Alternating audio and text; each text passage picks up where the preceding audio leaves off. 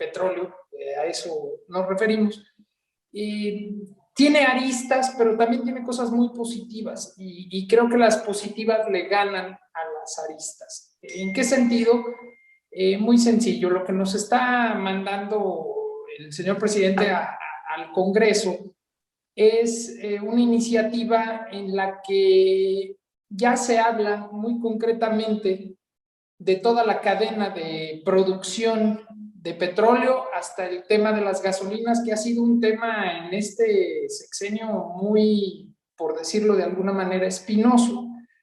Empezamos incluso este sexenio con pues una batalla muy fuerte en contra del huachicol, bautizado huachicol al robo del combustible en cualquiera de su cadena, desde petróleo hasta el combustible, gasolina y diésel. Y bueno, creo que faltaba esta iniciativa de reforma. No sé finalmente los diputados y los senadores si vayan a hacer algunas modificaciones. Muchas voces hablan evidentemente de que no, que va a pasar rápido, fácil y sin cambios. Creo que la iniciativa que manda es interesante, bastante interesante, porque ya habla de cancelación de contratos y permisos. Eso no estaba en la reforma anterior y eso es muy importante. Ya leyendo el documento, básicamente el punto más importante de todo es que si no has cumplido con los contratos, si has hecho alguna cosa equivocada o mala, es decir, robo de combustible en cualquiera de la cadena, entonces el Estado mexicano podrá cancelarte permisos, podrá cancelarte concesiones, etcétera, ¿no? Ya algunas empresas y algunas personas hablan de que entonces hasta las instalaciones te quitaría el gobierno. No es cierto, cuando lees el documento no es exactamente eso. Lo único que dice es, bueno, pues tú tendrás un centro de almacenamiento, por poner algún ejemplo, pero se te detectó robo de combustible en algún momento, entonces se te cancela el permiso y obviamente el centro de almacenamiento pues queda clausurado y va a quedar ahí en el olvido, ¿no? Que es muy diferente. Pero sí es una iniciativa de reforma muy interesante porque para nosotros, hablo del sector al que yo represento, que son los gasolineros, pues te quiero decir que vemos algunos beneficios o vemos varios beneficios en la iniciativa. Uno de ellos es finalmente que al controlar ya más el tema del robo del combustible, finalmente los precios del combustible van a disminuir, no fuertemente, porque eso no se puede hacer, pero el que puedan disminuir de $1 a $1.50 al bolsillo del mexicano nos queda fantástico, ¿no? Porque hablo por litro. Más de eso, creo que cualquiera que dijera que pudieran disminuir más de ahí, es muy complicado porque tú sabes bien que el precio del combustible es en referencia al precio del petróleo y el precio del petróleo no lo pone México, es un precio internacional que depende de muchas fórmulas, ¿no? Carlos, ¿y qué es lo que le faltaría aparte? O sea, tú mencionas que trae muchos beneficios que están más conformes probablemente en tu gremio, pero ¿qué le faltaría a esta nueva ley? Mira, creo que, y qué buen punto, me gusta tu pregunta porque sí veo en lo personal y platicando con muchos en el sector, vemos que todavía le falta ir mucho más allá. ¿A qué me refiero? Por ejemplo, creo que hay que arropar todavía mucho más a Pemex. La verdad, sinceramente, creo que ese es el punto básico. Creo que debe regularse ya mucho el tema del sindicato, aunque ya se le ha cortado la cabeza a un sindicato que era verdaderamente muy malo para Pemex, pero no ha sido todavía tan profundo el tema del sindicato. Creo que debe de arroparse también en el sentido de renovar o recrear, porque ya existía el Instituto del Petróleo, que básicamente el Instituto del Petróleo se dedicaba a la investigación en toda la cadena de hidrocarburos, es decir, investigaba desde cómo encontrar mayores pozos y cómo extraer ese elemento que es el petróleo. Y está sigue existiendo, pero está totalmente desvalijado, no tiene presupuesto, está olvidado, etcétera. Y andamos comprando tecnología fuera de México porque no tenemos un instituto que cree tecnología para nuestro beneficio, ¿no? Entonces también creo que debemos de ir en ese terreno de crear, de volver a darle auge y todo al Instituto del Petróleo. Creo que debemos caminar en el sentido de que sí empujar más a la renovación y a la reconfiguración, que ya concluya la reconfiguración de las refinerías. ¿Para qué? Para que ya seamos realmente autosuficientes en el combustible aquí en México, ¿no? Creo que hay que dar todavía esos pasos y hay que darlos ya más aceleradamente. Y claro, ¿por qué no terminar Dos Bocas, ¿no? También. Mencionabas que el precio de la gasolina, o sea, iba a bajar, no tanto, pero que iba a tener un impacto pues inmediato de $1, 1.50. Pero yo más te quería preguntar, ¿tendrá estabilidad el precio del petróleo, de la gasolina, perdón, con la nueva ley? Mira, la inestabilidad del precio del combustible actualmente es consecuencia finalmente de la reforma del 2014. Esa es la verdad de todo. ¿Por qué? Porque en el 2014 nuestra dependencia del combustible extranjero era del 55-60%. Hoy es casi del 90%. Esa es la realidad de lo que pasó con la reforma energética. A nosotros nos la vendieron como que iba a ser la solución total para nuestros problemas y se ha convertido todo lo contrario, porque cuando ya dependes del combustible y de los precios que se vende el combustible internacionalmente, pues no hay ninguna solución, ¿no? Finalmente tienes que traer combustible importado, lo tienes que vender aquí, pero a precios internacionales, es decir, al precio que tú lo compras allá. Y hoy vemos también que esta reforma energética de 2014 creó ese problema, que el combustible se encareció, creó el problema de que la dependencia es mayor, creó el problema de que el único importador serio que importa casi el 90% del combustible es Pemex. Entonces, realmente la reforma, ¿en qué ayudó? No hemos visto las grandes inversiones de las que hablaron en el 2014, bueno, que se hablaron durante el 2012 y 13 y que desembocó en la famosa reforma del 2014. No hemos visto realmente ningún beneficio para los mexicanos. De hecho, hemos ido retrocediendo en ese tema a pasos muy fuertes. Lo que ha hecho este gobierno es tratar con estas reformas de regresar en el camino hacia atrás. ¿En qué sentido? En el sentido de que las gasolinas vayan bajando su nivel de importación. Por eso el tema de que las refinerías estén reconfiguradas ya y que es una promesa que el gobierno anterior había hecho y que iban a terminar, etcétera, etcétera, y que no se hizo y que este gobierno ha tenido que retomar, creo que hay que acelerarlas y hay que felicitar al presidente porque ha tomado la decisión correcta. Sinceramente, lo ha tomado. Incluso nosotros los gasolineros vemos que hemos bajado nuestras ventas en función de los precios y finalmente nos pega también en una utilidad a nosotros, ¿no? O sea, no nada más es el bolsillo del conductor el que se ve afectado. También nosotros como empresarios hemos visto afectado nuestro tema de utilidades, de pago de sueldos, etcétera,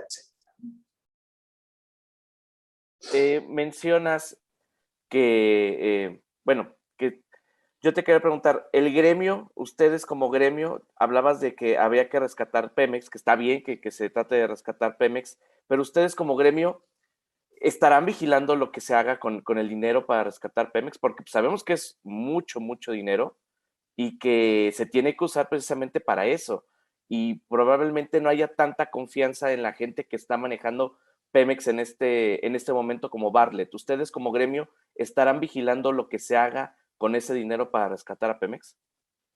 Bueno, mira, te quiero decir que la vigilancia que como gremio tenemos es muy parecida a la que tiene cualquier ciudadano. No tenemos algo extra, no nos invitan a ver qué se hace con el dinero, no nos dicen, miren, el presupuesto va a ser así, ya está. Sin embargo, sí tenemos algo, como somos el gremio que entrega finalmente el producto, sí tenemos un poquito de influencia, muy poca, pero tenemos al fin y al cabo alguna influencia sobre el tema, ¿no? Somos alrededor de 13,000 gasolineras en el país, somos alrededor de 5,000 empresarios en este ramo, y entonces, bueno, eso hace que seamos un ramo importante para la economía nacional.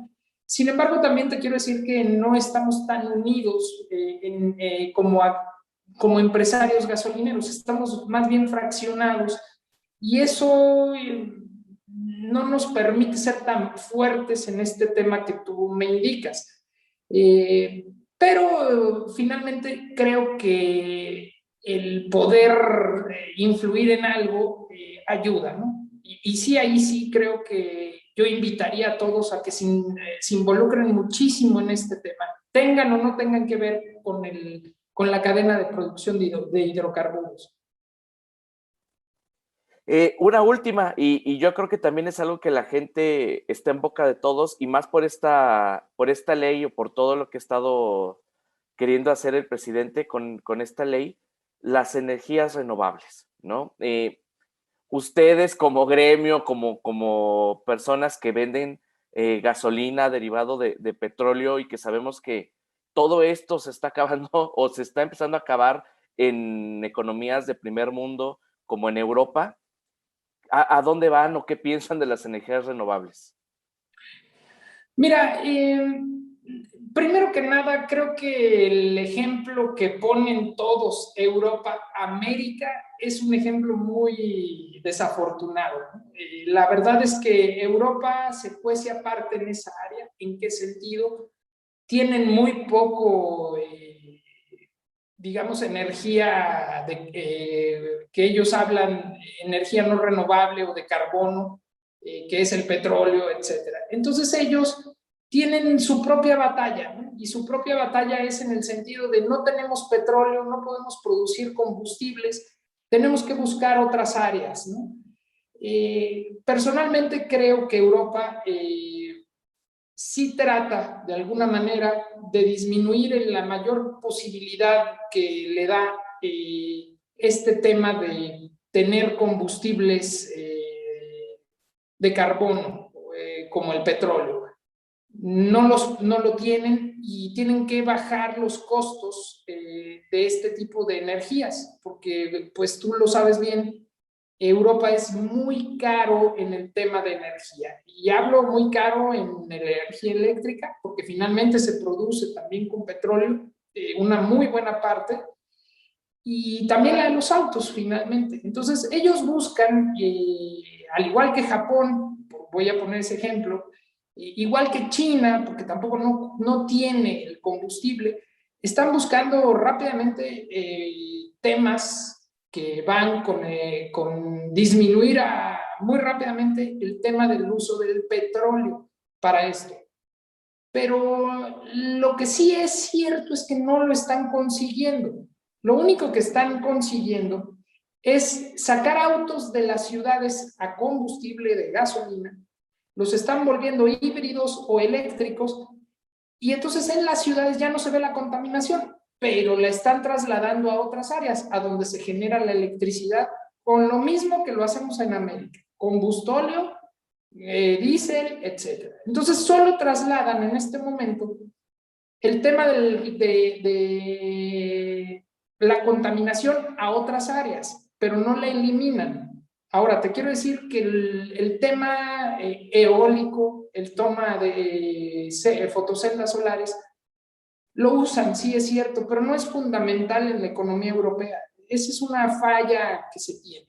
Ahora hablo de América, donde el recurso petrolero es enorme, en toda América, desde Brasil, que antes no era petrolero y ahora sí lo es, pasando por Venezuela, México, que es una potencia petrolera, y ya no digamos Estados Unidos y Canadá y Alaska, ¿no? Alaska principalmente. Pues tenemos esa gran virtud. Y la verdad, en este momento, lo más económico sigue siendo el petróleo y sigue siendo lo más funcional en este momento.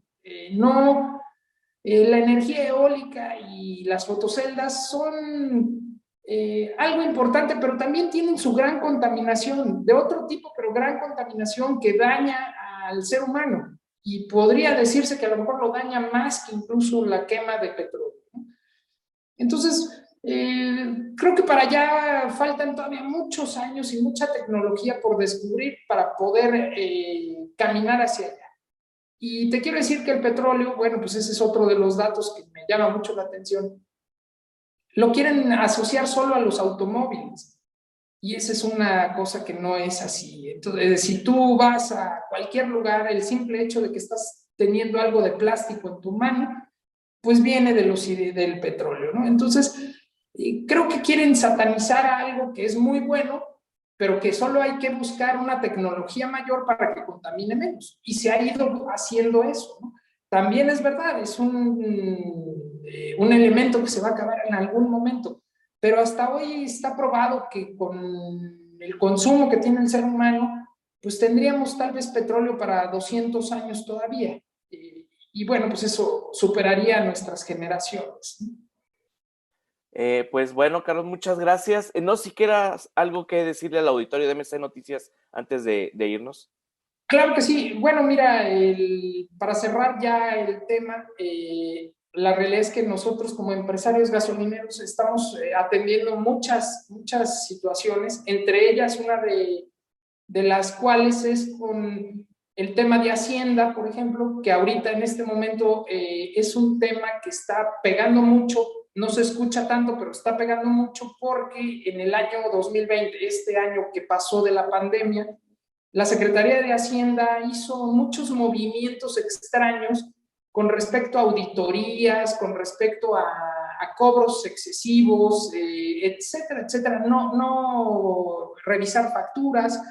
Y eso ha creado en mi sector, pero en otros sectores de la economía, problemas serios con la Secretaría de Hacienda, básicamente con el SAT, y que nosotros estamos pidiendo que ya que se nos abran plazos este año, que se vencían el año pasado, con respecto al tema hacendario, y exigimos, pedimos respetuosamente que se vuelvan a abrir los plazos y que se vuelva hacia atrás en ese tema, porque el 2020 no permitió hacer muchas cosas y ahorita ya empezamos a poder hacerlo, ¿no? Pues bueno, Carlos, muchas gracias por estar el día de hoy aquí con MC Noticias. Y pues sí, ojalá que toda esta cuestión de la ley y estas situaciones sean para beneficio de todos. Muchas gracias, Carlos. Te agradezco muchísimo tus atenciones. Estoy a tus órdenes. Gracias.